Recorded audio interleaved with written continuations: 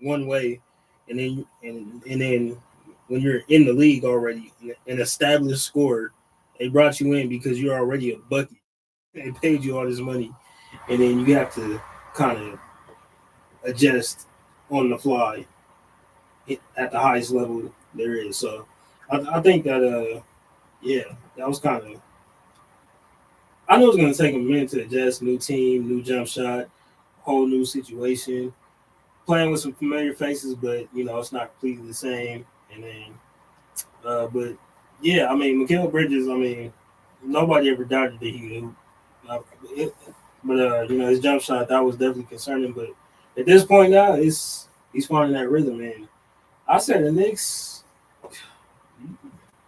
Watch out for the Knicks in the East because once they finally get the defense together, I mean, teams will always get together on the defensive side of the ball. They can score the ball because he gonna burn the hell out of you. You ain't got no choice. Absolutely. So, I mean, yeah, it's a lot to see. Mikal Bridges. I got to see them be healthy as well. Yeah. Most definitely. That's definitely been a problem for him as well too. But for every Tibbs team, can we? I was gonna say, can we discuss the elephant in the room? But it's not even the elephant in the room anymore. It's like it's the room. Yeah, I mean, we talked about it before the season. We was like Mikal Bridges. We know he's an Iron Man and all, but Tibbs will break you down. We're gonna put it to the test this year. So yeah, we're gonna find out about Mikal and how Tibbs goes about it. But yeah, I don't see Jalen Brunson or Cat complaining one bit. So speaking of that, shout out to YouTube. I believe our YouTube audio is working. Guys, I don't know. I wish I had an answer. Technology does that sometimes. And with this entire new setup, obviously we're kind of going with the flow with this studio, and obviously it's a lot of new changes in here. But I'm not gonna say that we're tinkering, but maybe there's some tinkering to be done. Maybe I'll go ahead and say that because everything was working fine for almost a month, maybe a month at that point. And now we're running into some issues back-to-back episodes. So I hope you guys can hear everything on YouTube Live. We appreciate you guys again. If you guys are tuning in, if you guys would like to, all you guys have to do is go to YouTube, go to the search bar, type in Talk That Talk Radio Show. Aside from that, man, let's go ahead and get to it, and let's go ahead and move on from that game, because a second ago you were discussing Jalen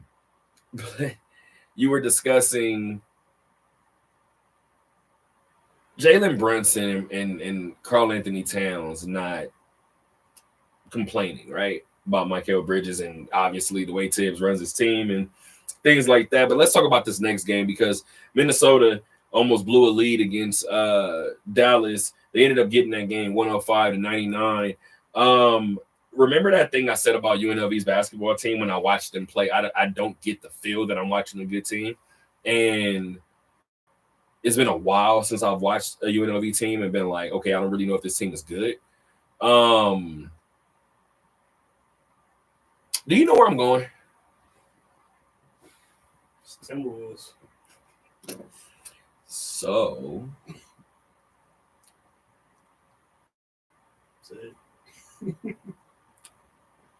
I don't know if I'm watching a good team.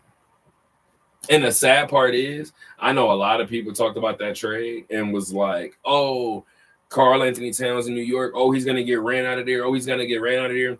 Nobody, I'm not going to say nobody, right? Because who knows who actually had the conversation, but not very many people had the conversation of what does this Minnesota team look like without its identity for the last 9 years. I get Ant Edwards, and Ant Edwards is Ant Edwards. We can't deny that. Sure feels like he's out there with a lot of other guys, and you don't feel like, and maybe I'm wrong. Maybe you feel it, but it doesn't feel like I'm watching him alongside somebody that you can call a tandem. And in this day and age in the league, that's not going to work. I feel the exact same way. Like I've been feeling like that all year long, even before this game. I was just like, me too. I just didn't want to say it. I just when the trade happened, I felt like it was an even trade. Like, I'm not saying Julius Randle is as good as Cat, but I felt like he would fit in more with the team. Like, granted, I know, the Timberwolves wanted to come off of Cat's contract because, and they was going to pay him big money and they got to pay Ant. But at a certain point in time, you gotta look yourselves in the mirror. The Timberwolves, that was their first time in the conference finals in almost 20 years. Okay, so at that point, you gotta kind of take that sacrifice, not only for the future of the franchise, but even if you're the owner, just looking at it from a revenue standpoint, you got 2 young stars on your team. So from that perspective, you gotta call up the cash on that, and whatever happens around there from that point on, you just got to deal with it. I mean, a good example is look at Kyrie and Luka in Dallas. They went to the finals, but how much higher of a ceiling do you see on this team? I don't know, but you could have found a third option that was. I mean, well, granted, they did have a third option. Nas Reed coming off the bench was. I mean, you won 6 Man of the Year. So that's why you felt comfortable trading Cat, right? Yeah. So but even with that, you can't trade Cat. So it's like, and Cat just fit seamlessly into the Knicks system. I mean, I didn't think him and Jalen Brunson was just gonna click that well. I just felt like both their styles of play didn't necessarily mold together with each other. But then again, that was kind of the same thing we said with Kyrie and Luka. We were like, their games aren't even kind of necessarily blend together. They both be ISO ball. Yeah, you know what I'm saying? Cat wants to play outside in. Jalen Brunson wants to play inside out. Like, how's it going to work with a guard and big who play kind of polar opposite games? And Cat, I could do whatever you need me to do. Cat, what you need me to do? Stand right here? I could do it. I ain't never seen him play defense like this. Dog, that's Tibbs for you. Yep. It's the Tibbs effect in the realest form. Let's go ahead and move on really quick. 2 other teams in the East, both of which were supposed to be powerhouses. One is kind of following suit, but the other one not so much. But if there were ever a day to pick up a big win, that might be the only round of applause I give during this segment, because that 118-114 victory from by Philly over Boston. First of all, I don't even know what game this was. I'm sure they said it a million times on the telecast. I'm not even sure what game this was for Tyrese Maxey, Joel Embiid, and Paul George. To see them get this win, to see the way that they got this win, to see Joel tweak his ankle before the game, I was watching that and I was like, here we go. I said, here we go. Because, again, I've seen things happen. Obviously, I'm sure you've seen things happen as well. It's just one of those things to where I didn't say here we go from the standpoint of, oh, man, he's about to be out again. I truthfully saw him twist his ankle, and this is trying to be respectful to him. In my mind, I said, damn, is Joel cursed? And for me, obviously, he came out and he did his thing, right? I have his numbers right here. Let me go ahead and do it. 27 points on 8 of 15 shooting. You add 9 rebounds to that. Now, Joel Embiid is Joel Embiid when healthy. It seems like whenever it's time. And the funny thing is, when he went off earlier this season about the fans that were going off on him about not playing, saying he doesn't want to play, I'm with him. There are times that Joel has gone out there and I'm like, that man's in pain. And bigger than everybody will say. Shaq says it all the time, right? By the time you get to October, or by the time you get to April, May, dog, we all hurt. We all tired of this at this point. No. You watch Joel play and you go, no, he's injured. He's playing hurt. Remember the last playoff run when he was a star. Remember that Blake year when they got beat in the first round? Was it Brooklyn? What did they get beat by? Forgot who they got beat by, but it was either a 1-8 matchup or a 2-7 matchup. We watched, I don't know about you, but I watched that entire series, was watching Blake Griffin and was like, the man's on one leg. And I can't stop him still. He in Philly, or he in Detroit, dragging them boys, kicking and screaming. No. Y'all think that's playing the Cavs? whoever they was playing, they had no shot. Yeah. And Blake attempted to give them the best shot that he could. So I say that to say that's one of the last times that, and I'm sure I can go back and think about it, but that's one of the last times I remember watching somebody play during the playoffs, and I'm like, he's hurt. And another situation where Detroit may not have done right by Blake in that situation. I'm not sure if Philly, how can I say this? Maybe I just asked the question. We know he has the talent, right? Is it safe for Joel Embiid to be your number one option on the championship team? Just in terms of what you're asking him to do? That's such a tough question. Because, like, you can't deny the dominance that he produces when he's out there, whether that's regular season or postseason. Times in the past, you would say that he didn't necessarily have the help, per se. Or if he did have the help, he had to deal with somebody like LeBron in the East or something like that, or Kawhi or something like that. Like, he just always ran into, like, somebody who's just on a mission during the playoffs. When you put it that way, it's like he did run into Brian, he did run into Kawhi. Like it's really just on top of the injuries. It's kind of hard to say. Like in terms of talent, yeah, he could be a number one option, but that's the thing. Yeah, what are you asking of him for the regular season and postseason? Now, if you want to play it as if, all right, look, let's just get to the regular season, make sure we're in the playoffs, get a decent seed, and then we're just gonna empty the clip during the playoffs. Get there. Cool. All right. I mean, cool. I'm fine with that, but you're asking him to play a certain amount of regular season game and the postseason. You just said it. It looks like he's in pain all the time. So it's like, how much can you ask of him during the regular season, and what can you expect from him during the postseason? I watched, and this is the funny thing, because people are going to sit here and be like, you're going to compare these two players, and I'll compare their knees. I met Andrew Bynum in 2012, right? And I forgot what car Andrew was driving. It was so damn low to the ground. In my mind, I'm like, I know damn well you got each knee on each side of that steering wheel. There's no way you're comfortable. You're driving a go-kart. There's no way. Andrew, by the way, Andrew Bynum is one of the nicest humans in the world. Like, I can't speak to everybody's experience with him. The experience that I had as a high schooler, he waited around because my parents was around the corner, knowing how big of a Laker fan my mom was.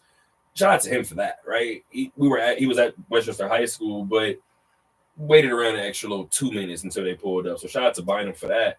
I say all that to say, I'm watching Bynum walk. Anybody want to do the research, go ahead and do it. But I'm thinking back to 2012. I'm looking at him walk. I'm like, that boy done put some wear and tear on the knees. So when I asked the question about Joel, I'm not saying he has to leave Philly. Mm-hmm. Tyrese Maxey, I need you to average 30. Joel might play 62 games-ish, 65 games-ish. He may only give us 25, 26. But that MVP Joel, I'm not going to say it's over because he can do it. I don't know that he should be the MVP of the regular season anymore if you guys' ultimate goal is a championship. My only fear is I just don't want this Philly situation to turn into a Brooklyn Nets situation. James Harden, Kyrie, and KD. Because I feel like the situations are so similar in a lot of different ways. In terms of injuries, the star power, age similarities, like the whole situation. So I want to see them, because you spoke on it earlier. Like, how many games have these as this big three played together? Like, how many games have they truly played together? You know, you're speaking of help with the Knicks. Help has been a concern for them from the jump. I mean, as soon as the trade happened, that was the only question everybody had. Like, the talent is obvious. I mean, Maxi's a young star. He's out there consistently with PG and Joel Embiid. I mean, they dealt with injuries on and off for years now. So it's like, in terms of talent, in terms of production, we know they can put that there. Defense, all that. But they got enough talent around them as well, too. But it's like injuries. I mean, even their rookie who was on track to be rookie of the year, I mean, dealt with a major injury, had surgery. So it's really just, can they all stay on the court together? How long can they play? And what can produce in the end for real? So going back to that Jerry McCain point before we go ahead and move on. This is one of them few times that I kind of talked about Dalton Knecht beforehand, but this is one of the few times that a lot of people like to trash college kids, right? And be like, oh, this draft is this draft is that. A lot of people said this draft was going to be trash. I said in hindsight, I don't want to say trash. It was going to be a weaker draft, right? I said in hindsight, we may look back at this draft and go, all right, there were some sleepers in here, right?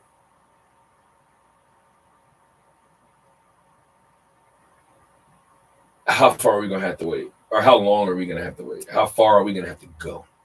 Because outside of Jared McCain, I look around at this rookie class and I'm like, oof. I see some guys that can show promise. They're going to need to be developed. And that's just where I'm at. Like, there's nobody that stands out from the standpoint of, okay, he's special. Like, and even if it's one from the standpoint of, okay, he's like an all-star that you could almost count on. Like, you can kind of lean toward, right? I'm not necessarily sure I see one. I have a name in my head that I'm still kind of like, I'm still watching what this person does. A lot of people talk about Rob Dillingham, obviously, right? So yeah, again, like I said, we'll kind of see what happens with it. But speaking of close games, the Lakers edged Golden State 115-113, game winner and triple-double for Austin Reeves. Kobe and Bron. Whoa, that tells you where my brain is. Rest in peace, Bean. I was thinking about being on the way to the show, which is ironically enough. But I was coming to the show to talk Lakers, and I was thinking about Kobe stories, ironically enough. But Steph and Bron doing it again, kind of going back and forth. I'm gonna actually let you take this whole game because you're an idiot for not wanting to see the Lakers. That's just it. Like I said, I admit it. That's just the Lakers hate I have to my soul. But outside of that, I mean, like looking at the schedule, like at this point, like before as the day was approaching, that obviously looked like the best game on the docket, and it definitely lived up to it. I mean, yeah, Steph and LeBron, I mean, lighting it up. Yeah, something interesting about the end of that game. I can't wait to talk about this. Here we go. Like when Steph hit that hater alert. Oh, when Steph hit that three to tie the game, yeah. I've never seen Steph hit a clutch shot and not be happy because he just kicked his leg up like, yeah, I hit it. Everybody's going crazy. He's like, I hit that shot too early. Something in his soul, you could see it on his face. He was like, I hit that shot too early, and I don't necessarily trust this team defensively. Now, granted, I could be totally off. But from what I was seeing in that moment, when he hit that shot, I was like, Steph's not happy. I'm like, he's not happy. There's 6 seconds left. And then, I mean, hey, shout out to DJ Redick, man, drawing up a great play, using LeBron as a decoy, and I don't think that's the case at all. Really. And the funny thing is, I had already thought this before he came out and said it, but Austin Reeves on the way to the bus, he said that obviously he'll come clean. That play was for Bron. And I watched it. Obviously, I'm sure you watched it too. But that last play, Draymond, first of all, Draymond did a little tugging. Hey, It's too much. It's always too much. Hey, fight through it. Fight through it. I'm with Dre. Fight through it. We got 5 seconds, whatever it is, fight through it. Figure it out. If they catch me, they catch me. They gonna have to call this foul. Otherwise, bruh, I'm not letting you get the ball. So Draymond did his job, right? If I recall correctly, I think Steph was on the inbound. Steph is the reason why Bron didn't get that ball. Now, to the second half of that. He's obviously getting older, but another kudos, another round of applause, right? I can give another, at least this one goes to a certain player, but round of applause to Austin Reeves for identifying and understanding the situation. Some people are so fixated in that moment, like, I got to get the ball to our star. They don't even see the lane. And then let's get to the other fact that I'm going to have to go back and watch this about 7 more times because I'm not really sure there was a lane. The man created one. And he created one against a defender that can move his feet like Andrew Wiggins, a defender that can jump like Andrew Wiggins, a defender that has instincts like Andrew Wiggins. Austin Reeves, excuse me. Game winner. Go home. When he drew a baseline, I was like, oh, yeah, there's the game.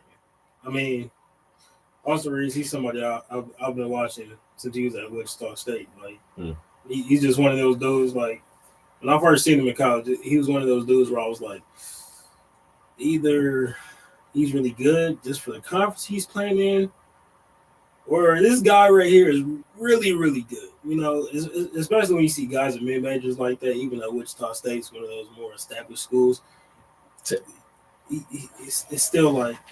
I almost took a shot at my own school. It's still like, you know, what am I seeing? Granted, he went to Oklahoma afterwards, but I can talk about that. Mm-hmm. But, you know, I mean, yeah, so I wouldn't know what I just seen behind the camera. I'm so happy you guys get to see the behind the I'm so happy you guys get to see the behind the scenes on this particular episode. I'm gonna try to have it fixed by Monday. But I'm really happy that you guys get to see both of us at the same time. Because I told you I got family from Texas. So I don't even like doing the Hornets down. And I just realized when you said Oklahoma that I had never done it in front of you. So I was like, yeah, let me go ahead and get that off real quick.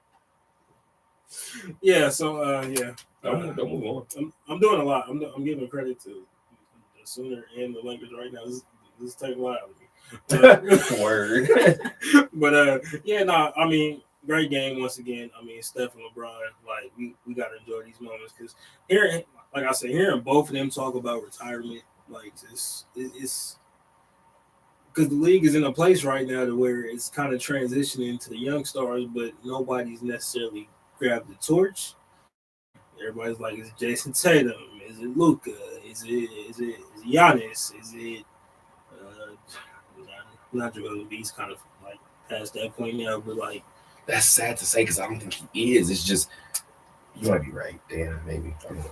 Yeah, so it's just we're just kind of like who's going to be the next quote unquote top star in the league. You know, we haven't found it yet. So right now, you know, it's still the league is still kind of leaning on LeBron and Steph right now. I got a question though. Oh Lord, do you think? I don't think. How about that? How about I don't give it any thought? Do you think the Lakers and the league kind of had their hands tied with LeBron? Tied out. The Lakers, in terms of they're not good enough to win a championship, but they're never going to be bad enough to get a lottery pick. And who's going to be the person to tell LeBron, hey, come here. You should get out of there. It's time to wrap it up, bro. And the same thing with the league. They're trying to transition into these new stars, but it's like, still got LeBron. Oh, wait. Okay, wait a minute. Hold on. Pause. Wait a minute. Wait. Whoa. Wait a minute. It's two different questions. I know, but wait a minute. So All right. So I don't even know where to start. I guess I'm going to start with the Lakers. In terms of that, I feel like the Lakers have no choice from the standpoint of he brought you guys back to relevancy after Kobe retired. And you were headed probably toward, and obviously it was going to be a Baker Mayfield stepping into Tom Brady's shoes at some point anyway, right? So the best case scenario for the Lakers is let's go get the other go. Like, let's go get that one and let's go plug and play, right? So from the Lakers standpoint, you're indebted to him. Sorry. So you pick 17th if you're not in the playoffs. Sorry. Just is what it is. So from the outside looking in, or if you're not winning the championship. So from the outside looking in, if you're a Laker, as long as we got Bron, all I can try to do is follow the typical Bron landscape and typical Bron blueprint, which is feed him shooters, make sure he has a big man, make sure we don't need him to be the only guy creating our offense. If I make sure that I have those three things at minimum, I can kind of figure this out. The Lakers have still refused to surround that man with shooters. And he's getting older. So, are they doing it right? That's a different question. Now, as far as the league, let me see if I can even got something to play for your disrespectful ass. Because if you're the league, fam, what? You think your lucky stars LeBron is still playing. That's what you do if you're the league. Now, I know that this radio show is known for and famous for having the when asking your coach to walk away question. I'm talking about fans. 90% of the time. The only other time I'm not talking about fans is like the fight game because I have to book this. Like that might be a little bit different. Team sports. You see, I backed away from the Tua point. The man said he gonna play. You should wear a Guardian cap. I'm not gonna wear it. Tua, go do what you want, dog. Like at this point, you got it. What do you want me to do? If you're the league, especially if you do not have an answer for when Bron leaves, you hoping Bron play till he's 46. The reason I asked that question is because you so damn disrespectful. I mean, they've been having so many questions with the whole rating situation, and like the league is based around stars. You think Bron is the reason? I'm not saying Bron is the reason, but I'm saying you got me in here defending Bron. But like, I'm talking about the league itself from a marketing perspective. They're trying to. The league is based off of stars. LeBron is on the back end of his career. Steph is on the back end of his career. KD is on the back end of his career. They're lucky they're getting each and every year out of all three of them dudes at this point. Granted, KD probably won't hoop until he's 90. We being I feel like KD gonna try to push it. I don't think he's gonna ever average like 12, but I think KD gonna try to push it to the standpoint of I'm 7 feet and I can do anything on this court. So if you need me to stand there and be a shooter, I'm gonna stand here and be the greatest shooter ever. So it shouldn't shock too many people. But again, if you don't have, you just said it. If you don't have the guy, like if you're not, again, I can only speak to what happened, and obviously with the research that I do, my dad is the best researcher or best research database for me. My dad used to talk about the nervousness of Bird's injuries or Magic being a 6'9" guard and how's that going to wear and tear on Magic. I believe, if I can recall correctly, too, aside from that broken foot, Magic was relatively healthy early on. And again, my dad can hit me with some facts. I'm kind of going off the cuff right here, but when I remember my dad telling me stories about it, my dad was like, well, Magic and Bird was just the league, right? So whatever the case may be, you may feel how you feel about him. You may have questions. Okay, well, is Larry going to stick around? Or, well, damn, like my dad said, especially going back in the 80s, you look at certain runs and you're like, well, we're not going to see this forever, right? And then Jordan comes around. He said, and even then, you're kind of looking at Jordan like, okay, wait a minute. year 2, year 3. It's like, okay, I think you can walk away now. Now, it's funny because when you were saying what you were saying, I was going to respond with, there are grown men, like ones that we may not assume to, that are going to cry when LeBron James walks away. I remember watching Kobe's last game and sitting there with my parents. I made it a point to watch with my parents. And I'm watching the game. And at the end, and I keep telling my dad at like in commercial breaks, and I'm like, hey, I keep trying to remind myself that like this is his last one. Like, so I watch it from that standpoint. That's one of the few times that I watched the game, and even the people I was around, we all watched in pure silence. And at the end, when he was going on his run and he knocking down shot after shot, I teared up. And I was like, damn, like this is that moment. And the funny thing is, I remember also being on my phone and having the Warriors chase for 73 wins. I remember that vividly.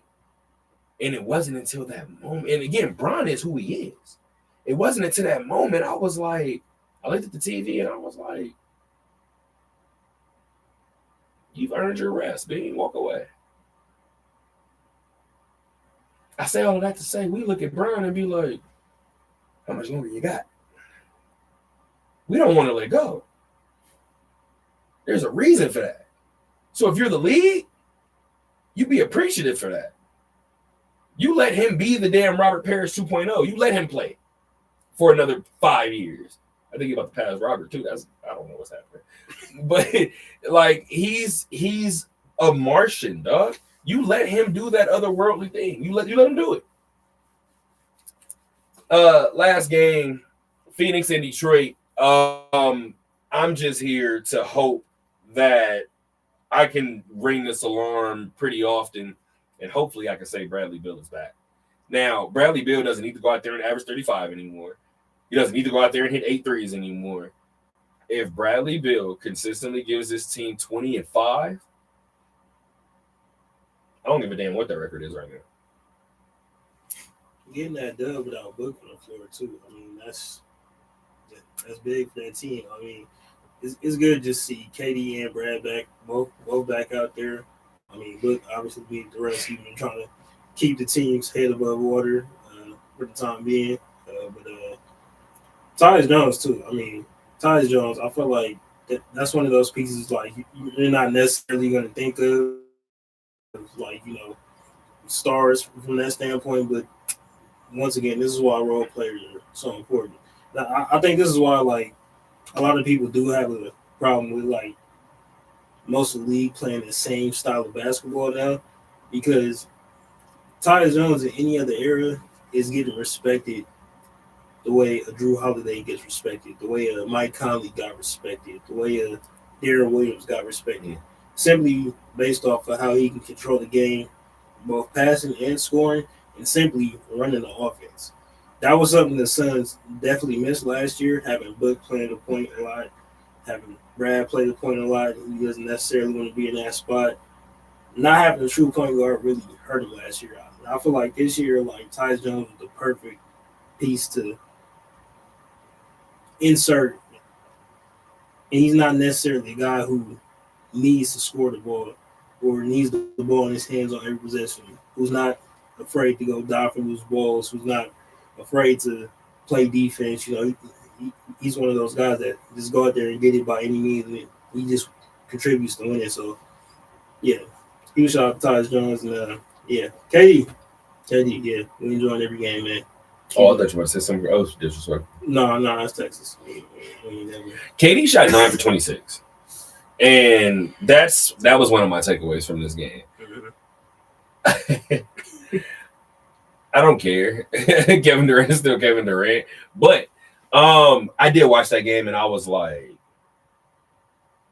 huh. You want to know when I realized it? He was 8 for 22. He came down and he shot the ball with like 21 seconds on the clock. He clanked it. And I was like, I don't see that from him very often. Taking a bad shot and you miss it on the night where you're 8 for 23. Again, I don't see it happening very often, but it was one of my takeaways only from the standpoint of these defenders are getting more and more lanky, and they're getting more and more plain and simple. I was trying to figure out another way to kind of dress it up. They're younger. They're getting younger. And Kevin Durant isn't. He's not getting younger, right?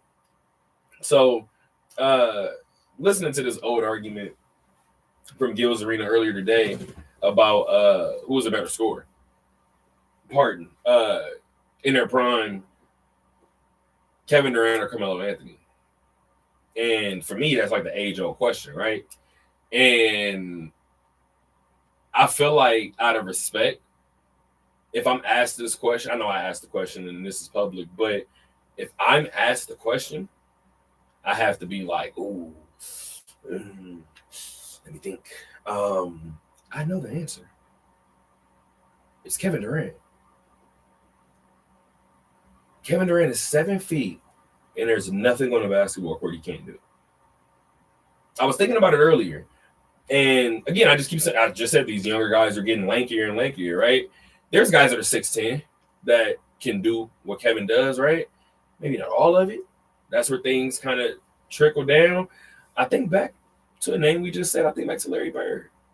Being 6'10", Larry could do everything on the floor. Now, let's have a conversation. You taking Kevin Durant, taking Larry Bird. Like, that's a different conversation, right? For me, don't care how anybody feels about it. In terms of what we've seen, I believe Kevin Durant is the greatest scorer that this game has ever seen. I'm not mad at that. I feel like, that whole Melo KD thing. I feel like KD's he's the better pure scorer. In terms of ISO ball, give me Melo. I'm sorry, give me Melo. If you're asking me, hey, you versus him, go get a bucket right now. Melo catch you mid post in that triple dunk, like I'm with you. It's poetry in motion. I'm with you. For the kids watching this who didn't get to experience Melo in his purest form, I'm talking about these Nuggets days. When he caught the ball in that mid post, he didn't have to dribble the ball. He was doing that to Kobe. He was looking Bean right in the face. Huh? Take that. Didn't have to dribble the ball. Guys sitting here nervous, twinkle toes. Please don't dribble the ball. The way people were acting when James Harden was on his MVP run, didn't want to put their hands out, didn't want to touch him, didn't know what to do. He didn't even dribble the ball yet.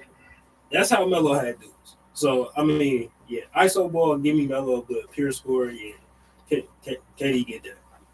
I hate to be this guy, but because I feel like I'm always like having to defend Melo for whatever reason. For anybody asking, Melo is the first ballot Hall of Famer. I think I said it on Monday, and I will say it again, and I will say it anytime that you guys get a chance to ask me. I'm gonna say it. It's not the NBA Hall of Fame. It's the Naismith Basketball Hall of Fame.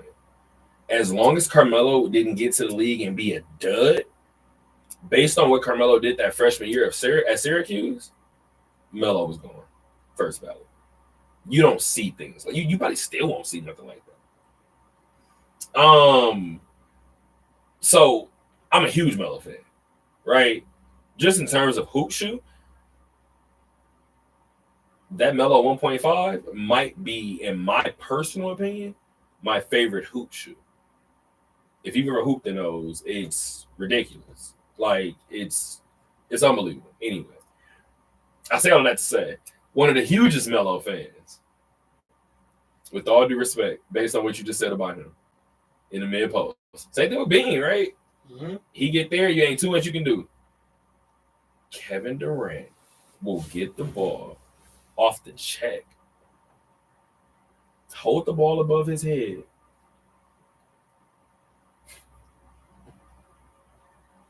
I'm gonna just pull from here. That's a problem.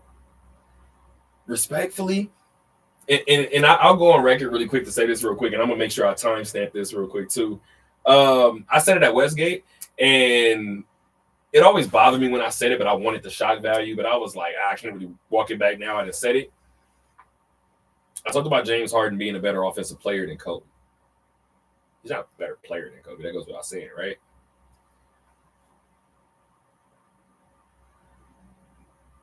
What I feel like I want to say is that stretch that James was on, and this is the crazy part, because the stretch was like 2-3 years.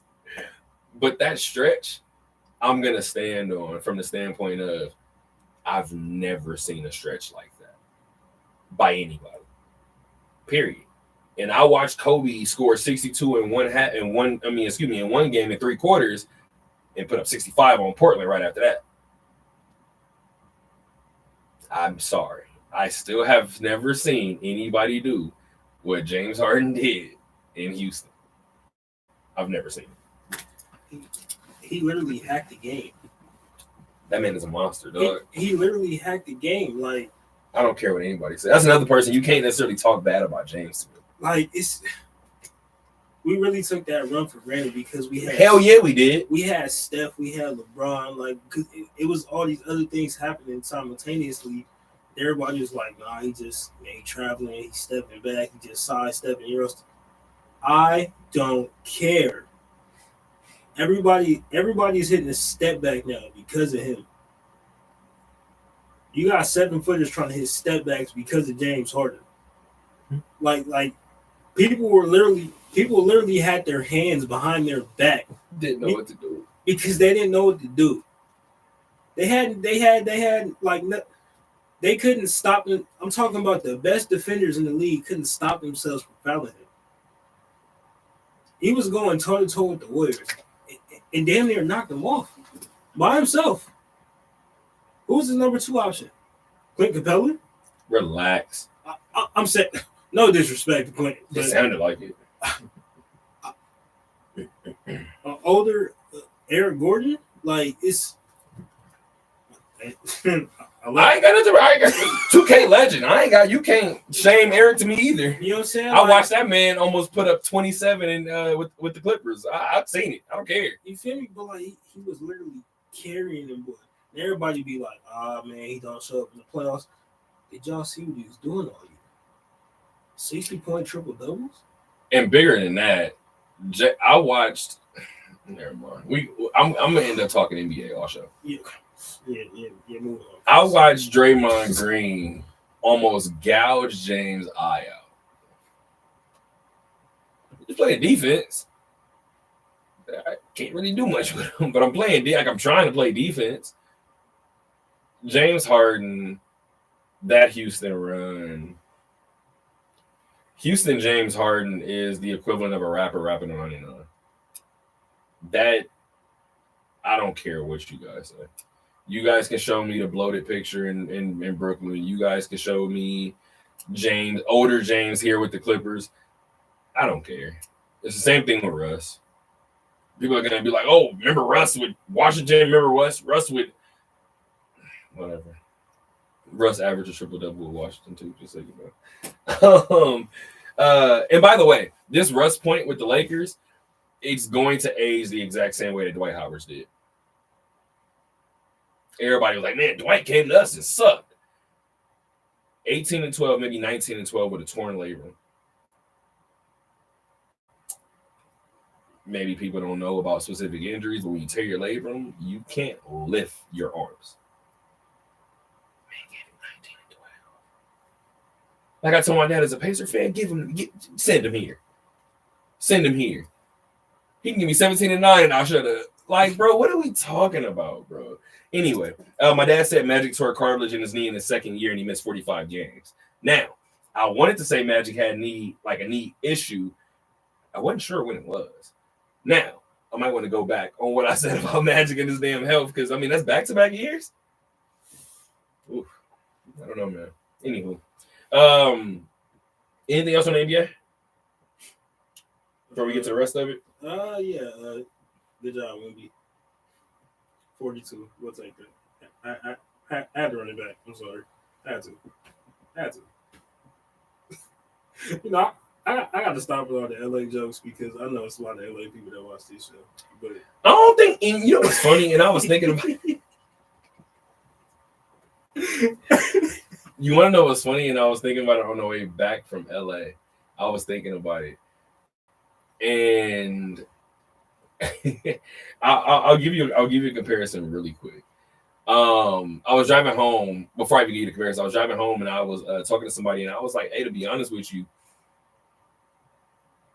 I was talking about LA, and I was like, I see what Marquette we're talking about. I was like, I get the point, and I was laughing because I was like, to be honest, I was like, I think everybody should feel that way about where they're from, and I think we feel that way about where we're from, obviously because of California itself, LA specifically, Inglewood, Long Beach, Compton, whatever. My takeaway was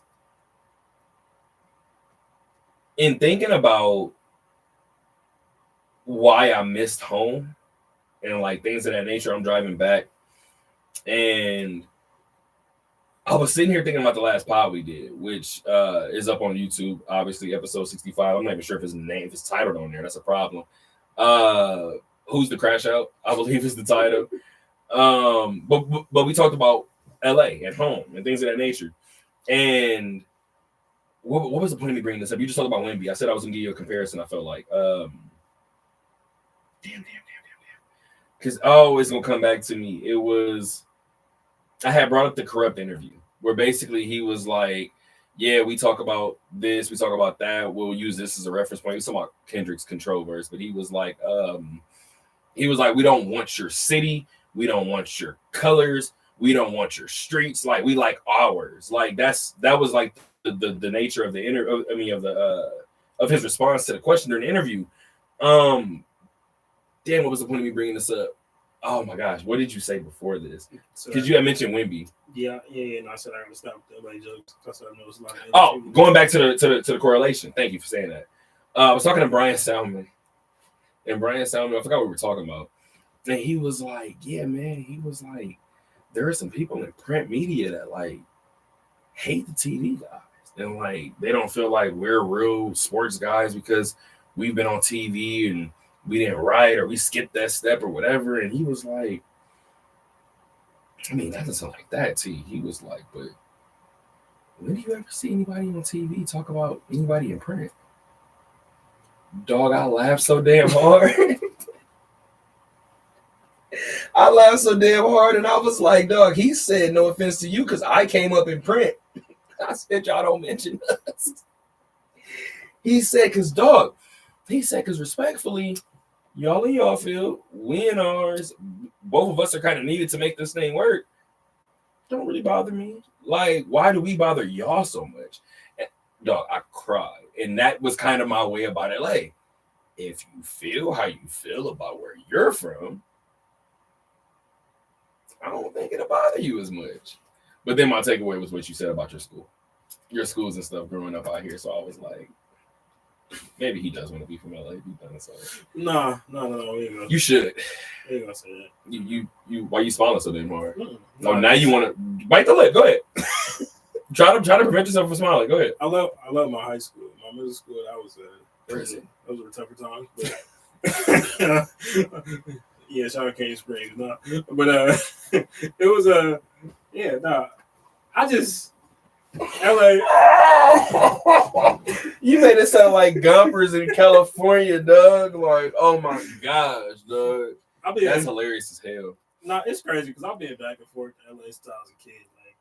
Like, I it's crazy. I actually got some family up there. Yeah, you should. I actually do have some family up there. Bet you they don't talk like this. But nah, it's just I don't know. Whenever I went to LA, I never felt like that was the place for me. It always felt like a comfortable place. Like I love the culture, I love the vibe of the city and everything. But I don't know. Once I went to San Diego, it felt more correct for me in terms of the whole Cali feel. Mm-hmm. Like LA felt like more of my type of vibe. Yeah, like Bay, that's a whole different type of situation. Yeah. But in terms of SoCal, like San Diego just hit more for me in terms of that aspect. But of course, like culture wise, LA got it. Like, yeah, man. LA has the tendency to keep away the fake, so it makes sense why you didn't want to say. Anywho, he been taking jabs in my city for about 3 weeks now, so I'm gonna get mine off. Anywho, let's talk about the Knights really quick. The Golden Knights, most recently a 3-1 victory over the Ducks. Let's talk about a big 31, I believe it's 31 saves from Adin Hill. And again, we kind of talked about Adin Hill before. Adin is somebody that confidence is key, right? And I don't know how many times you're gonna get a one goal or a shutout win from Adin Hill. Not saying he's incapable of it, but we know how hockey has changed, obviously, over the years. We know what happens during the postseason, but we know how hockey has changed over the years and how much talent is usually out there on the ice, how much offense is usually out there on the ice. For them to turn into one goal performance for the opposition, granted, albeit it's the Ducks. We understand that. But it's still a 3-1 victory for this team. My takeaway, what I wanted to give you guys really quick, Keegan Kolesar. Are you ready for my stat about Keegan Kolesar? Because I have a couple of these, but I want to see if I can go get an additional one because it just kind of came to mind. Now, Keegan Kolesar is somebody who Bruce Cassidy has talked about all season long, and he said, hey, coming into the season, knowing who we've lost, knowing the changes that had to be made or that were going to be made, rather, we needed guys to step up. And he said, Coley looked around after a certain amount of time and was like, okay, well, this guy's gone. This guy's next up. Okay, well, this guy's gone. This guy's next up. This guy's gone. Damn, I'm next up. And like he said he realized early on that Coley looked around and realized I got to be the leader for this line, and he bought in early. Remember how Bruce Cassidy also said, in order to replace what walked out the door, it's not going to be one guy. We need all these guys to kind of put together and make something happen, right? Here are the additional numbers I just looked up. Actually, let me get the first ones. Keegan Kolesar has scored in 8 games this season. Right? Give him a round of applause for that. Keegan Kolesar has scored in 8 games this season. The Knights have won 6 of them. Keegan Kolesar has 9 goals this season in 34 games. That's already a career high. He had 8 the last 2 seasons, and that was his previous career high. I want to add to the fact that he has 15 total points, 6 additional assists. His career high is 24 points. He got those 24 points in a career high, or I said that back, in a then career high 77 games played. Again, Keegan has played 34 games this season. You have Brett Howden. You have Keegan Kolesar. You continue to have guys that are playing out of body when you need them to. I think that's one of those situations where it just comes more so down to just having the opportunity. He's probably always capable of this, but when you got some of the top guys in the league on your team each and every year, I mean, you have no choice but to play a role. So, it was one of those situations where it was like, okay, wait, it's finally my time. And I mean, obviously he's making a huge impact on the team. I mean, the Knights have won 4 of the last 5 games. They're dogging, bro. I mean, it's so crazy. The exact opposite happened of what we thought this season was going to look like in terms of we thought the defense was going to carry this team, but they're scoring without any problems whatsoever. I had a stat for you. You weren't here Monday. I think they've scored 6 or more goals 6 times this year already. There it is. And I mean, that one game they did lose on this past 5 games, I think it was against the Avalanche, where they gave it 6 points. Oilers, yeah. And they scored 3 points in that game. So it's like like the offense isn't going to be a problem whatsoever. It's just the side they invest in, which was the defensive side of the defensive side of the ice. They just got to kind of work that out. But in terms of just players scoring, I mean, all across the board, having 3 different guys score this past game, I mean, that's something we're always happy about. So, I mean, I think it goes back to what you just said before about 3 guys scoring in this one. Tomas Hertl scored. I'm trying to figure out who the last person scored was, and I'm trying not to look. Was it Tanner Pearson? I want to say it was Tanner Pearson. I believe so. I want to say, am I right? Did I just smoke this? It was 31 saves for Aiden Hill, by the way. I think I smoked it. It was Tanner Pearson, dog. You got to give me it, man. Yeah, man. But again, like I said before, these guys continue to kind of find ways to do it. I kind of wanted to get to the assist numbers. If you guys don't mind, Shea Theodore tallied an assist. Tomas Hertl tallied an assist. Jack Eichel continues to add point after point after point. William Karlsson, Keegan Colasar as well also recorded assists on the night. Goes back to what Bruce Cassidy said, right? We're not going to replace Jonathan Marchessault with one guy. We're not going to replace Chandler Stevenson with one guy. We're not going to do this with one guy. It's not going to happen. I need a little from you. I need a little from you. I need a little from you. Hell, you might need a little from me. That's the purpose of what this team kind of came into, like you said before, on the offensive end, right? The defensive end, yeah, we're going to play team defense. Yeah, we're going to try to remain in our zones and things of that nature. You know where you're going to in terms of your defense when you feel like you need to stop, right? I watched Alex Pietrangelo what game was that? I watched Alex Pietrangelo. Was that the Vancouver game? Might have been a Vancouver or Minnesota game. But I watched how big Alex Pietrangelo was late in that game. And as you said before, those are the moments when the defense is going to be needed, right? So if you're scoring 6, it almost doesn't matter, right? Unless Aiden or Ilya is kind of giving up whatever they want to give up in between the pipes. This offense, like you said before, it appears it's going to be this way. I'm not going to lie. People might think I'm a VGK pessimist. I'm not. I'm just I'm full of skepticism. Maybe that's what it is. I'll take that. I'm not super sinister about it. It's not cynicism, right? Is that a word? Yeah. I think it is, right? Thursday night. I can get away with it. I can get away with asking a question on Thursday night. But I feel like I'm skeptical mainly because you talk to Bruce. This isn't gonna last. Us scoring 6, we ain't gonna keep doing this. And then it keeps happening. I feel like this is already a cop-out. We already know 6 goals in succession in the playoffs doesn't happen. It just usually doesn't. So you gotta feel like this is gonna fizzle out at some point. I guess my question really quick before we move on, does it fizzle out before the All-Star break? No.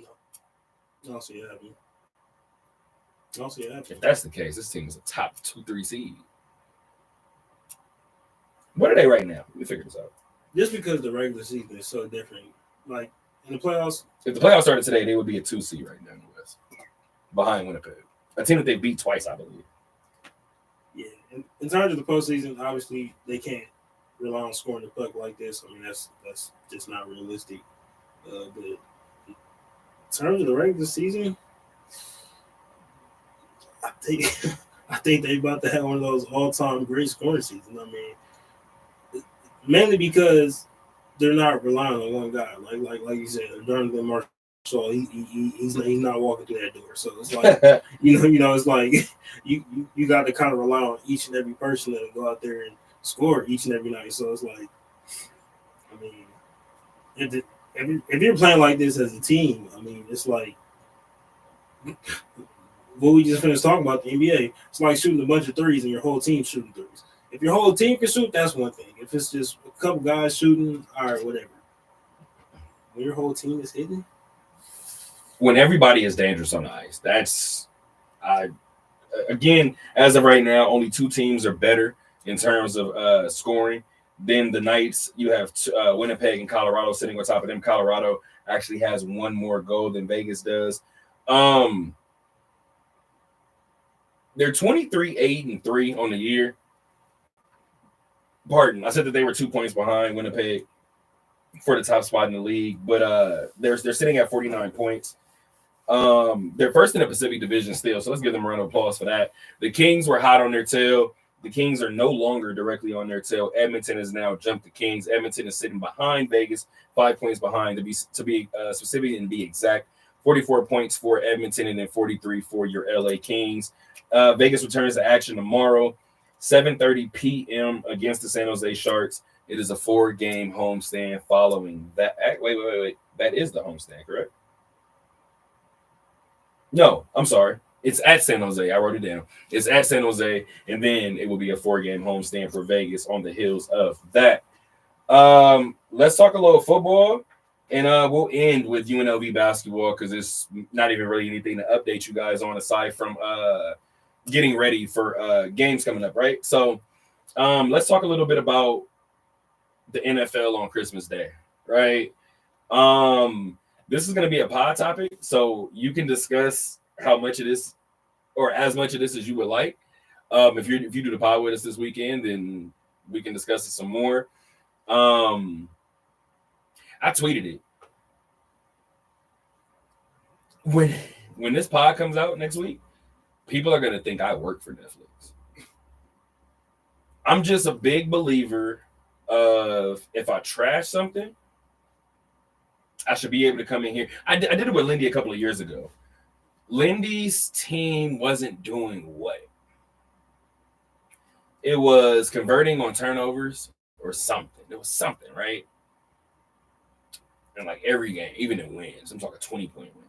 I was like, Lindy, you force them into 20 turnovers, turn into 8 points. Like, you won by 20. Like, you could have rested everybody in the second half damn near if you convert. Stuff like that, right? Lindy, being a professional, being the class act that she is, always maneuvered around the question, got the answer out however she needs to get the answer out. However, it was one game. Let's just say it was that. I'm kind of picking at straws here in my brain, but let's just say it was something like that, right? Pardon. Game came around, UNLV wins. Let's say it's 12 assists. They turned it into like 20 points. I was like, I opened the press conference and was like, hey, I give you a lot of shit, essentially, about the points off turnovers. Just gonna let you address it. Because this is my time to kind of eat crow. And she was like, thank you for that. As a matter of fact, like, yeah, like we wanted to convert on our turnovers and we wanted to turn them into points. We wanted to speed them up, whatever. But you got to have that give and take, right? You got to be able to say, hey, all right, y'all corrected it. Like, I'm not going to talk about it all season long and you guys don't correct it and I don't give you the chance to toot your horn when you correct it. That's what I deserve. Or that's what you've earned from me, right? I owe you that. That's why on this podcast, I owe Netflix that. I trashed Netflix for that Jake Paul, Mike Tyson debacle. And they were about to get wrestling. So they're still about to get wrestling. And I was talking about it and was like, I don't know how much y'all can care about that. Especially if it's buffered in the middle of it, you're going to be high. And then yesterday happened. I mean, had a few technical issues. I mean, even we had some technical issues. You know what I'm saying? You know, it's dead ass. You know what I'm saying? And I'm not Netflix. You know what I'm saying? So, I mean, I feel like the games themselves didn't they were kind of lopsided. You know what I'm saying? They didn't necessarily live up to what you wanted them to be. But obviously, you know, I already know we're going to talk about Beyonce on Saturday. You know, like, she's Beyonce. She did what she did with the performance. But I've seen some people talk. Never mind. It don't matter. Yeah. But it don't matter. It don't matter. What do you want me to say? Lamar, though. Lamar. Might be the MVP. It's a real battle between him and Josh Allen right now in terms of numbers. Yeah, Lamar got him right now. It's not even close. Got to give it up to Josh Allen and don't sleep on Saquon Barkley. I mean, that's my three. That's my three. Saquon is losing his mind. I mean, just that hurdle backwards alone. I mean, that's Josh Jacobs. Shoot. Yeah, So, You're a hater. Everything about you is hater. You're a Tennessee fan. I don't even know why I let you open the football talk. hey man. I know we're garbage. Okay, we looking for Cam Ward. Looking for everything. We're looking for Shador. We're looking for help. We are looking for help. Okay. Looking for your prayer to be answered. It's so bad. Let's not talk about it. Back to Christmas, right? Back to Christmas. You're right. All-time leading rusher, 4 quarterbacks. Hard. Are we gonna be those old guys? Is Lamar a more exciting rusher than Mike Vick?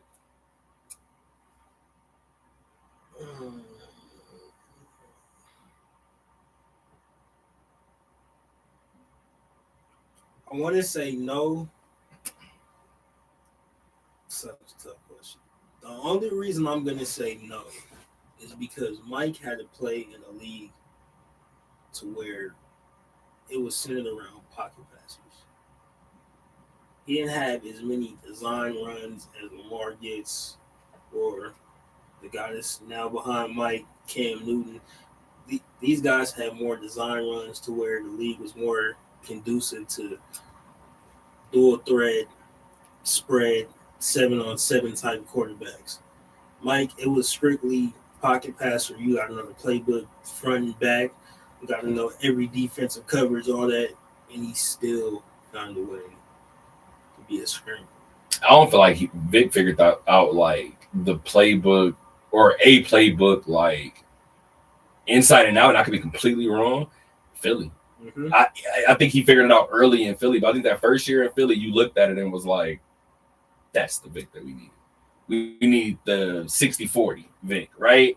And that Lamar question that I asked you, I asked myself that when he passed him, right? And when he passed Vic, I'm looking at the graphic that they had, and I'm looking at all the Hall of Fame type busts for those running quarterbacks. And I'm looking at Cam and looking at Randall Cunningham and looking at Josh Allen, and I'm looking at Vic, and I'm looking at Russ, I think, and I'm sitting there looking, and I'm like, I look at Vic, and I go, well, I remember what energy I got when I saw Vic. And I'm just telling you guys how my brain works. You know how this show goes. I'm sitting here, and I'm like, I'm getting when my little cousin told me John Cena was the GOAT. I looked at him like, if you don't get the hell out of my face, if you don't move, he title ratings, he got 9, right? I ain't get him. Move. And then you look back. And then the person keeps going. And then the person keeps going. So I asked him, I literally am sitting there and I'm asking myself, is he a better, like, I know what the numbers say, like, is he a better running quarterback than Vic? And then I thought about the more exciting question that I just asked you. Fam, the answer is yes to any question you ask. Any of them. I was sitting here, and in my mind, for about 2 seconds, I was like, Doug, I know what I saw. You can't tell me that Vic was. And then I stopped. And about 4 Lamar highlights played in my head. It's not close, brother. Based on what you said, too, it's not close because of what you said. He's in a game with more designed runs, and then you're probably in the best situation for a running quarterback today. Baltimore was like, that's your strength? Cool. Let me get you a backup that looks just like you. Let me get you 3 or 4 running backs to where we're going to run the ball like a high school football team. We're going to rush for 280 yards every game against grown men and come out on top. Lamar Jackson is not only the most exciting runner that we've seen at the quarterback position, Lamar Jackson is the best runner that we've seen. I watched that breakaway run that he had yesterday, and respectfully, and I'm going to say a name real quick, shout out to my guy, Ralph Gordon from high school, right? I remember Ralph, he used to always say, just get the ball to 10. And because we didn't really have, quarterback play my first 2 or 3 years at Westchester, 2 years or so, Ralph was our go-to guy. the only way to get Ralph the ball, if it wasn't a reverse or a jet sweep, was a hitch route. I would always say, if he gets that hitch and them initial first three in the secondary is taken care of, obviously it's high school football. You got guys playing down. If those two corners get taken away immediately, and we see the back of his jersey, it's over. I said that all of my 9th grade year, 10th grade year, whatever it was. If we are able to get the ball to him and he has 2 blockers, don't let him have 3. But if he has 2 or 3, it's over. We're here at Westchester. Whoa. We're here at UNLV. I said it again. If Lex gets through that initial line of defense, it's over. If you're looking at that number 3 jersey and it says Thomas on the back, it's over. You're not going to catch him. It's done. I was in the middle of a conversation. Saw that run break out of my peripheral. I was like, yeah, we got to make sure that when the play was over in like 3 seconds. I said, this is the highest level of football. And that man looked like Lex running against Wyoming. It's not supposed to look like that. It goes back to the Steph point. Not to sound like that, going back to your Steph point on that 3.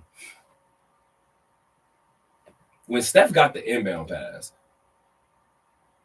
I don't know the last time I had that feeling, but when Brian played for Cleveland that second time, and I told you that story about me telling my girl at the time, if LeBron gets the ball at the top of the key drifting to the left, we're done. I told you Thaddeus Young was on them. When JR inbounded the ball and Brian came from the elbow up to the top of the key and caught the ball, I looked at her and I said, it's over. One dribble. Cleveland wins. As soon as Steph got that ball on the inbounds, we all seen Steph's warm up, right? I in that moment, I thought about when Steph starts out at the basket, when he walks up and he takes a step back. As soon as he caught that one, I said he shoots it from there in pregame. As soon as he caught the inbound pass, I said, this is water. This is a moot point. This is going in. Figure out what you're going to draw up after the timeout. This is going in. It's kind of inevitable like Lamar. The only question about Lamar at this point that we have is he ever going to win?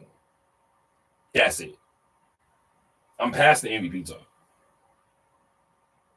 Lamar got to win now. Somebody actually went through and showed all 3 of his interceptions this year. Have you seen that video?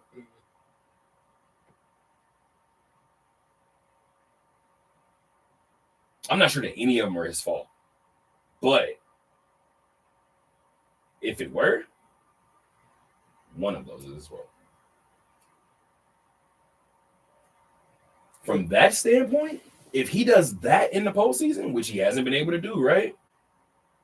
And it's not like he's going into the postseason throwing four interceptions either. He's just going into the postseason throwing for 79 yards through the first 3 quarters and then throwing a pick. Can't do that.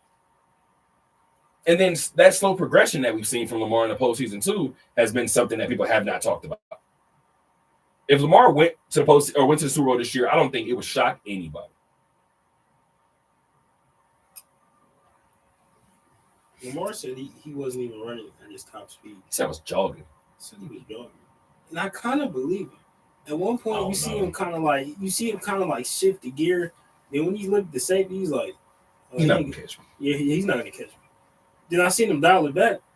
And I watched that play like 3 times after I heard him say it. I'm like, I don't think he was on full speed all the way. I think he had another gear that he could have really went into. But yeah, I mean, the only reason I went the Mike Vick situation, like direction, is because I didn't want to be a prisoner at the moment. But yeah, I've never seen a quarterback run like this. Like you said it, like it's high school Pop Warner. Like you don't see the same way you see Josh Allen, like he looks like he's just bigger, faster, and stronger. Yeah. Like he just looks like the high school kid who's just bigger than everybody. Like, oh yeah, he's going D1 for sure. Like, but he's doing this against grown men. That's the same way Lamar looks in terms of speed and elusiveness. Like, you're just there's nothing you can do. Like, you can't catch. Like, I'll put it this way: in watching Vic run, there were times that we would look at Vic run, and my dad used to say growing up that I used to always have my football in my arm. He said I used to run around in my diaper, and every time I would get close to the door frame, I would spin up, or I would get close and I would do a little move. And I said, okay, like, why are you? What's the purpose of you telling me that? And he was just like, because like the instincts, like you were young, but you never hit the door frame. Like it would be times your mom would be like, and you wouldn't do it.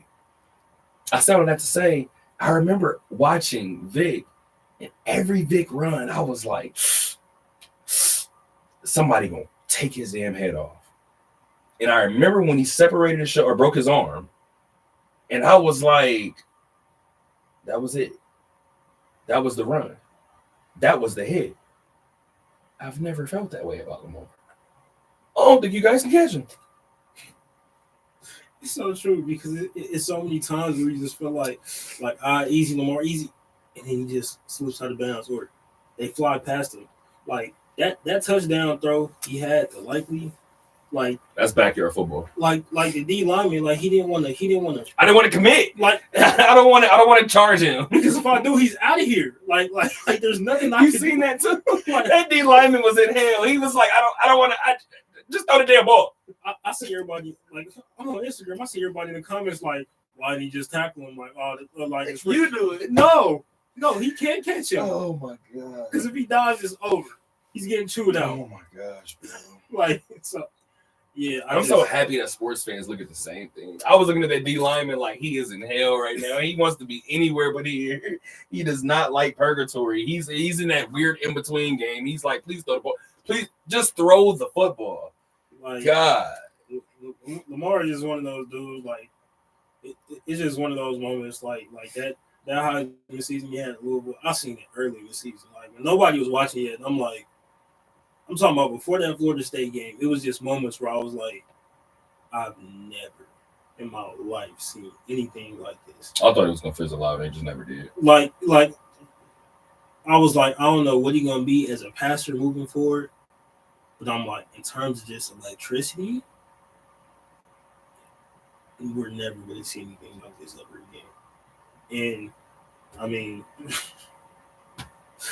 This is unbelievable, bro. Seeing him doing in the league, I mean, like that was my only concern about him going to the league was the right fit, and then him going to John Harbaugh, going to the Ravens. I was like, well, there it is. That run up the middle where he spun off of Logan Wilson from Cincinnati. That's the one. That's the one that those little that Vince McMahon crying gif where he's like. Cut it short. Everybody always uses it, and it's like, Dad, how good was so and so? How good was Lamar? I'm starting with that Cincinnati play. That is a grown man, dog, who literally said after the game too, like he was there and then he wasn't. I don't know. Like when you have grown men that literally. I played this game 8-9 years. I can't catch him. He's different. If he gets here, we're in trouble. Yeah, man. Shout out to the NFL. Shout out to Netflix. Shout out to NFL on Christmas Day. Really quick. The one thing I will give you guys from my rant that I'm gonna go on this weekend. For the pod, I understand that NBA players are going to back their league. That's their job, right?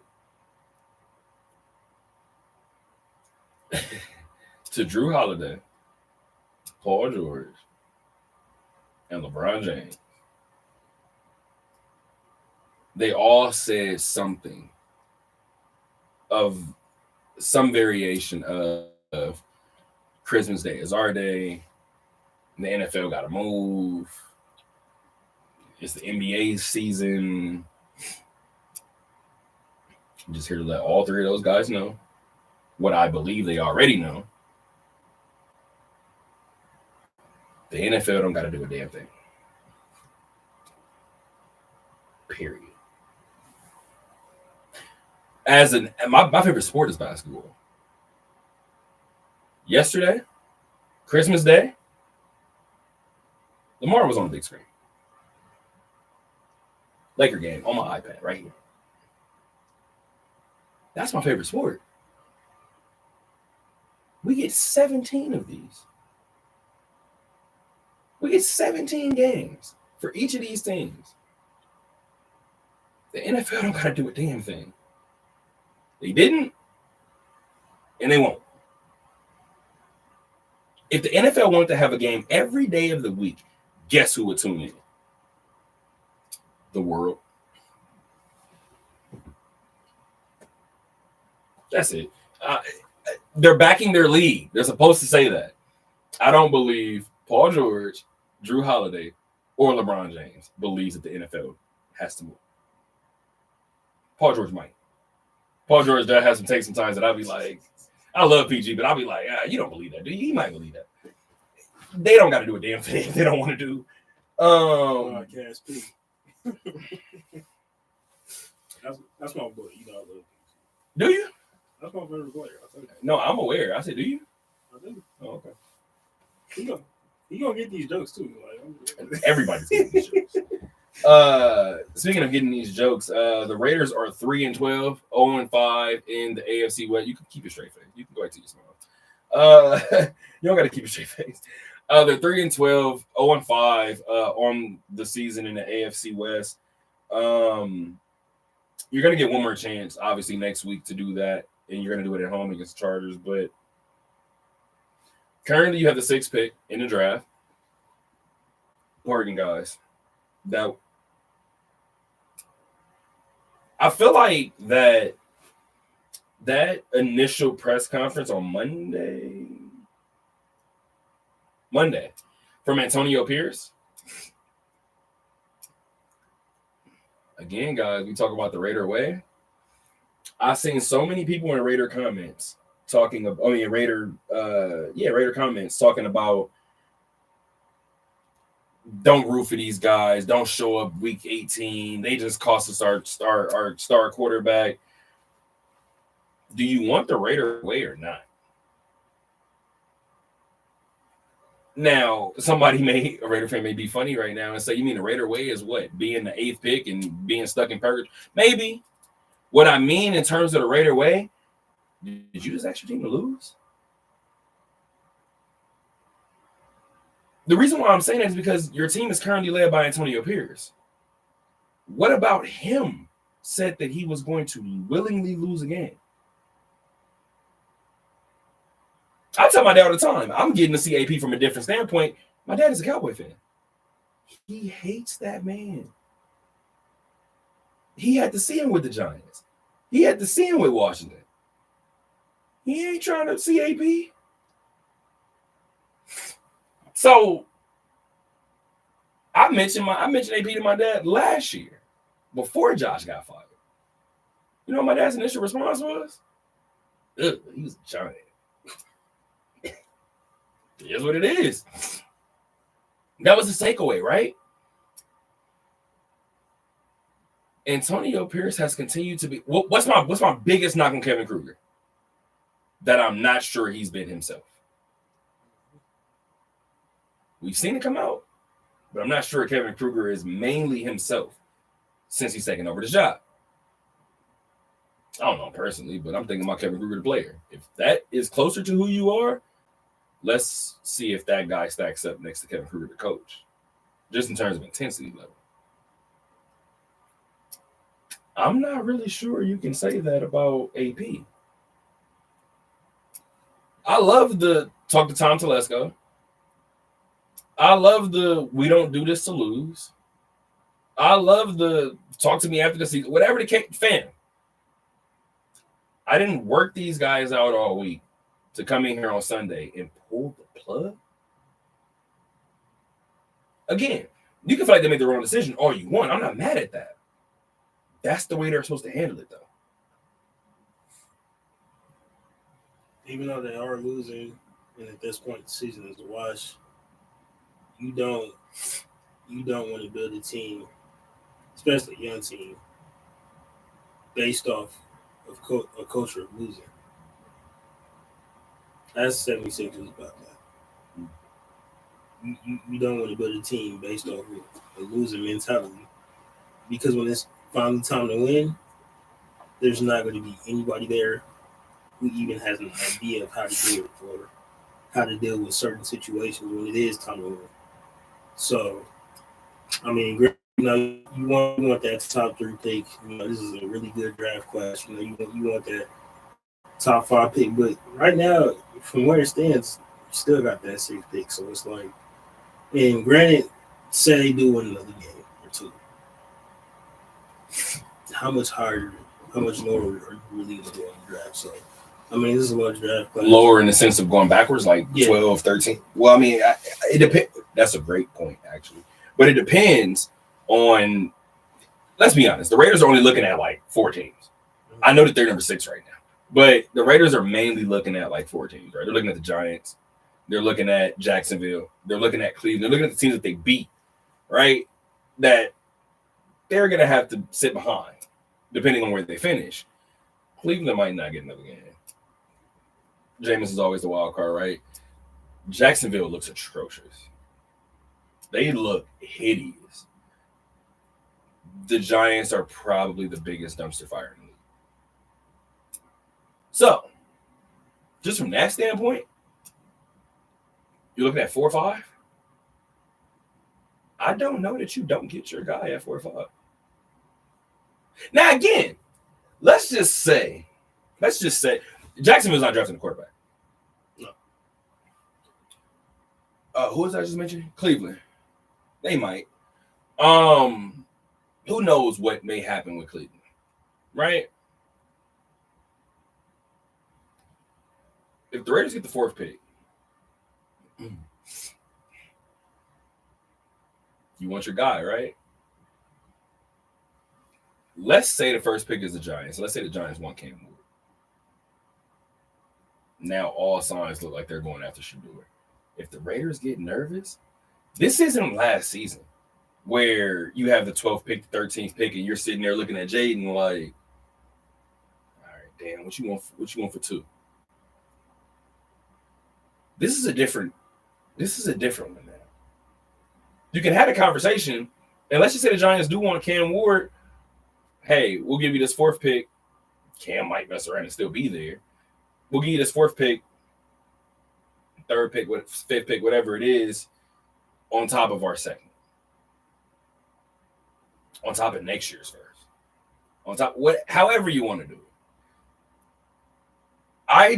When Antonio Pierce is talking about the football side of things, I'm just thinking about the other possibilities, the other outcomes.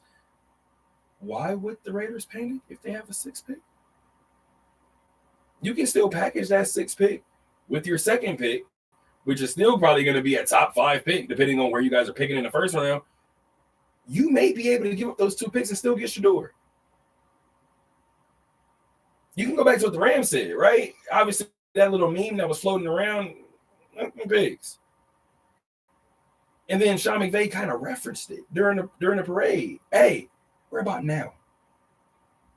So Raiders, if Shedeur is your guy, you just got to get a top 7 pick, top 6 pick. You can will and deal that.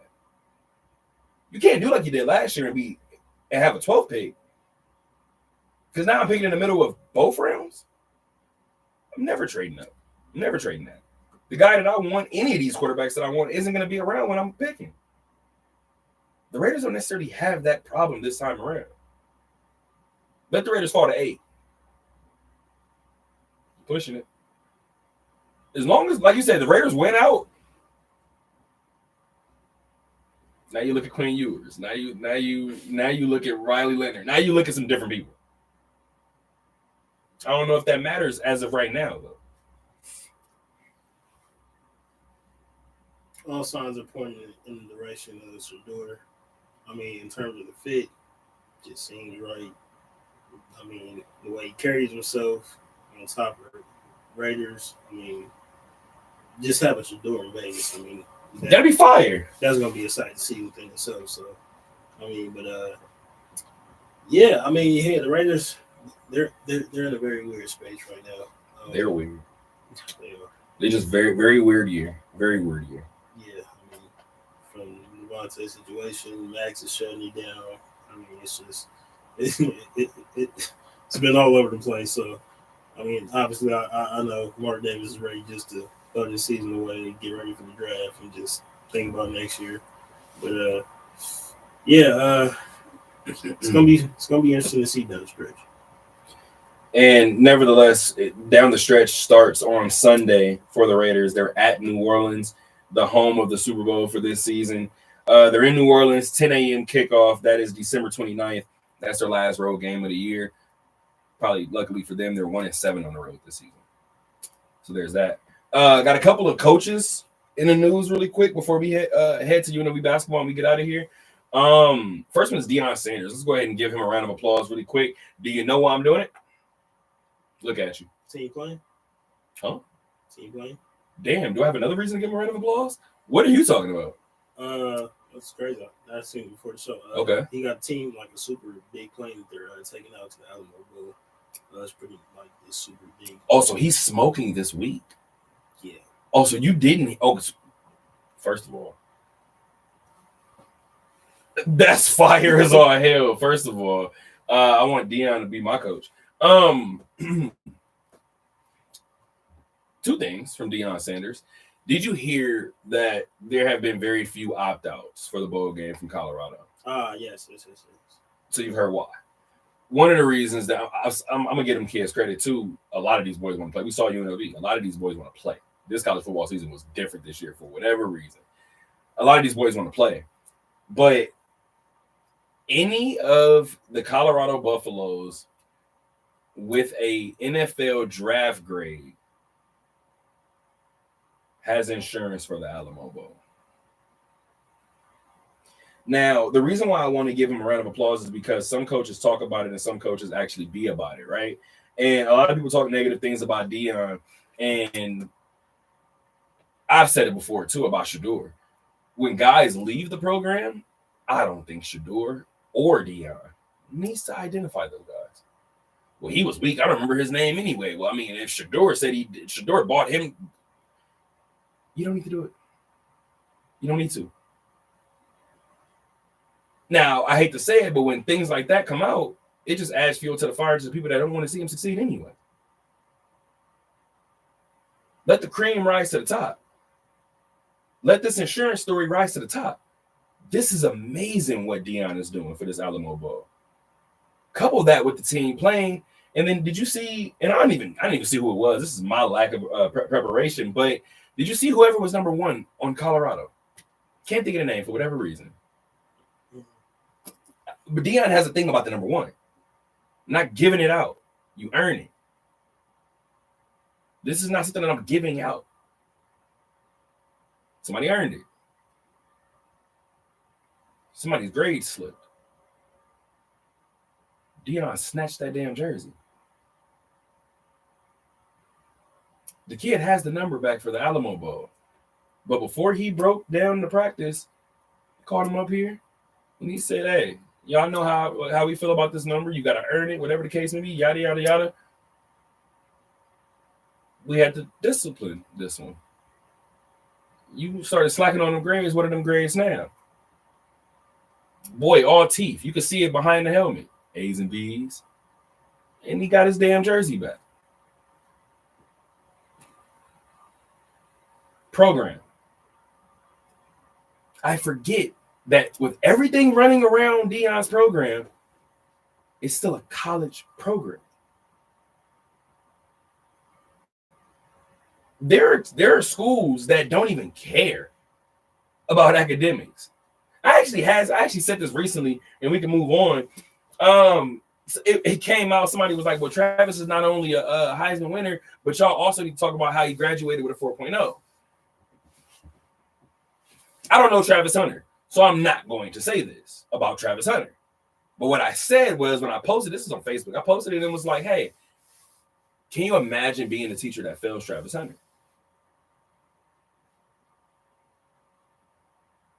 I know we've had real talks in college sports over the last 2 seasons.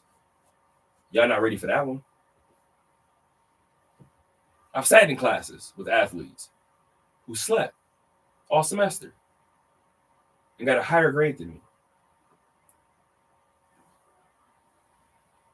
I don't know that shit flies at Colorado.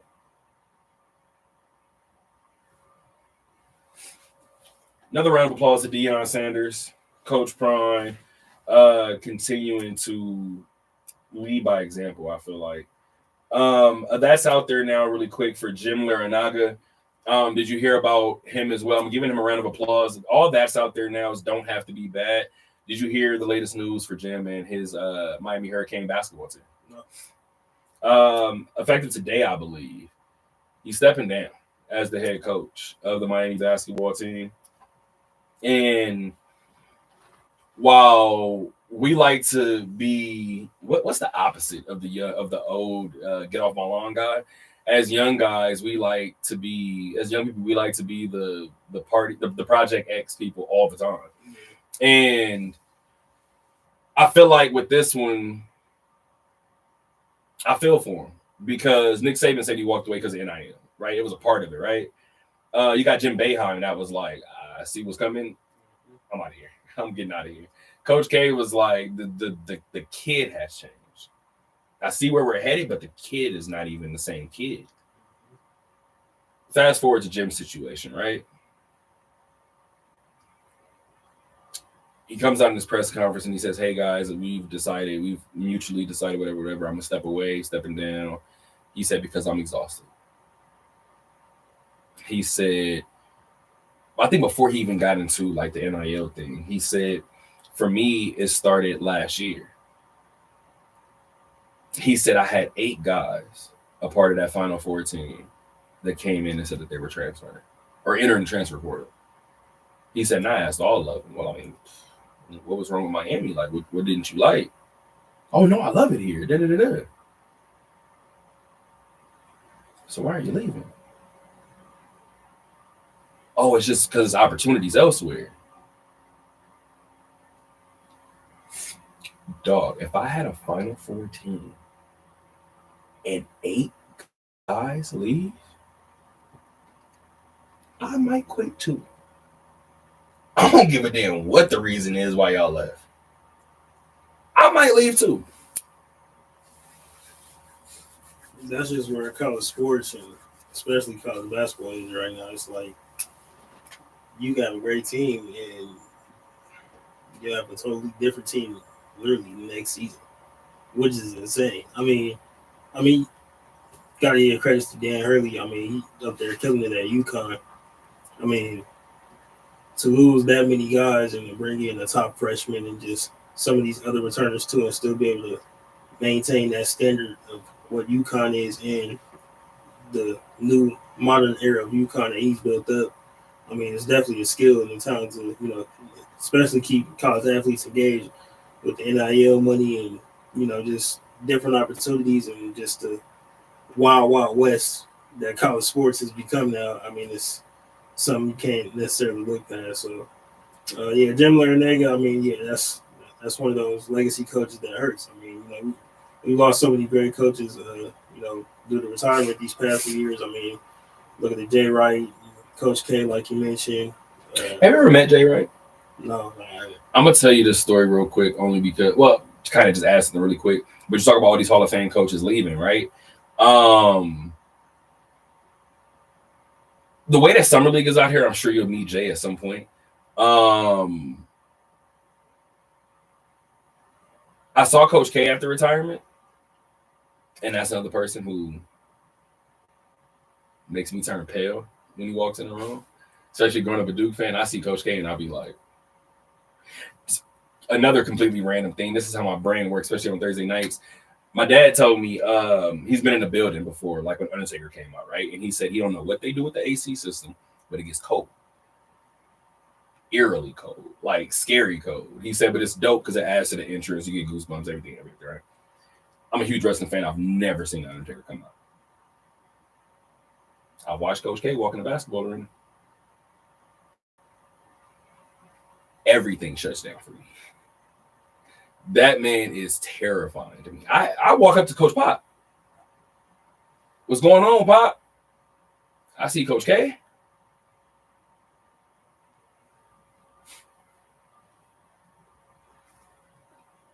Dog, do you know who that is? Be nervous as all hell. But I say all of that to say, I've seen some of these coaches post-retirement. Jay Wright looks like the happiest man in the world. Jay Wright is all smiles anytime I see him. And I just be looking at Jay like, you're enjoying this like retirement thing. Like, he already retired before any of us like felt like he should have. I feel like Tony Bennett's going to be the same way. We're going to see Tony Bennett in like 5 years, and he's going to be like, I don't know about you guys, but I'm living a life. Jay Wright, yeah, not definitely want to be Jay Wright. I mean, just all those UConn teams, yeah. I mean, UConn, Villanova, wrong blue team. Word. All those Villanova teams, I mean, yeah, I mean, just the players like he's had. I mean, just going back to the Kyle Lowry days. I mean, Jalen Brunson, Mikal Bridges, Dante DiVincenzo. I know you can keep going. Josh Hart, you can just keep going. I mean, I know. Chris Jenkins. Chris, what? I mean, not Pascal. See, that's Eric Pascal. Eric Pascal. There we go. I mean, it's countless guys I'm missing before that little time period as well too. But just the consistency. I'm happy we got to like 7 because there are some people right now that think about the Nova Wildcats and they'll say 4 names. We got to like 6, 7. So I'm happy. That's what I'm saying. So I mean, just that whole time period, like especially back in those real tough Big East days, like to win during those times when the Big East was truly a thing at that time before college football kind of blew it up. I mean, blew it the hell up. If you're a fan of college basketball, whatever, it doesn't matter. Moment aside for the Big East. I mean, oh, y'all lucky I don't have my crickets no more. I'm bringing my cricket soundbite back. I got my dad's tip in and we'll get out of here. Really quick. God heard me and Markel because EA Sports and 2K are actively talking about a new college basketball game. The writing was on the wall. Neither one of us are geniuses. We just felt like, obviously, everybody saw what college football did. Probably going to be the highest. Oh, and I'm going to go out on a limb really quick. This is a podcast conversation, but I think college football is probably going to go down this year as the highest grossing game of the year. And you're not in your head yet, and you're doing it for like pretty eagerly. Did you forget that Call of Duty came out this year? Didn't even realize. The reason why I'm still going to say college football is because I have an Xbox. And because I am an EA Play member, I didn't have to buy Call of Duty. So, I believe, unfortunately, that's going to work like album sales. You're not getting those sales. More people may have Call of Duty. You're not getting a good chunk of them sales because I didn't buy it. And I know some people that have Xboxes too, and I text them to figure out if they bought it because it's free. Go download it. I bought college football the day it came out. That game was a moment. I know people who don't even be on the game no more. Went out and bought systems. I did. Just to play. I bought a new system. People, I didn't even know that. I was still on my Xbox One. I was like, when it come out, 2 weeks? All right, let me go ahead and get this damn Xbox. But this just proves my point to show you I'm not lying. Hilarious, bro. Why am I crying? Like, it was that serious.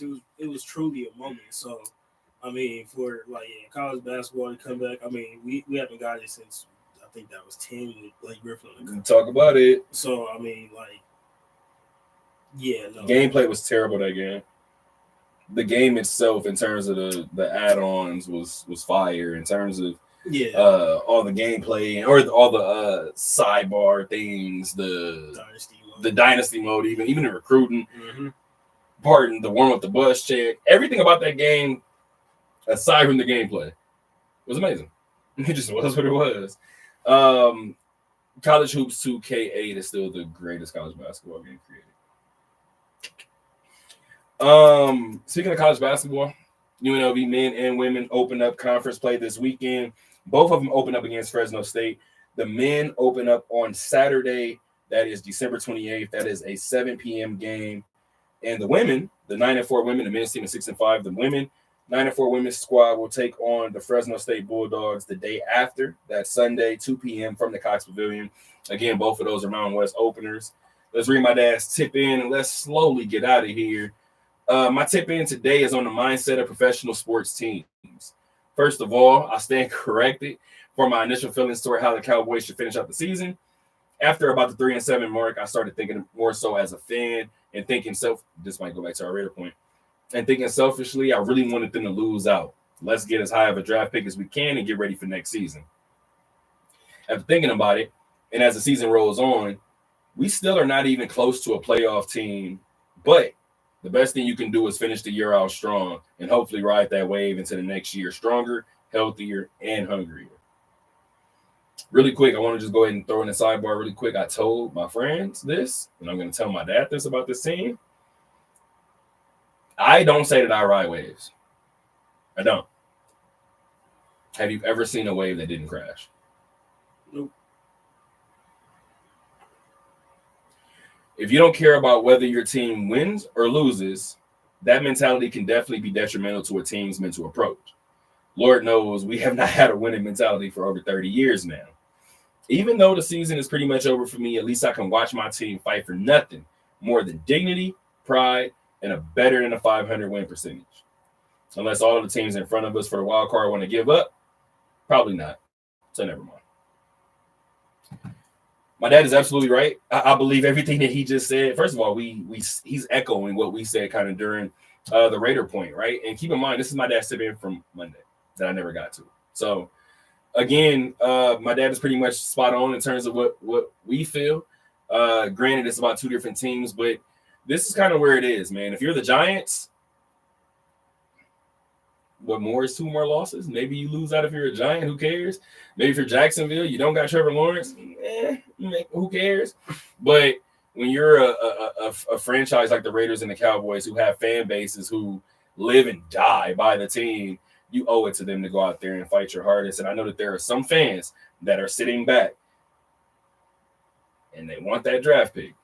I said it on Monday. I will say it again. I watched tears in that building on Sunday. I'm walking out of the building or walking to the press conference and I'm looking on the big screen like, are you crying because you lost your door? Or are you crying because you're so ecstatic about this win? And my takeaway was this fan base wants to see their team win.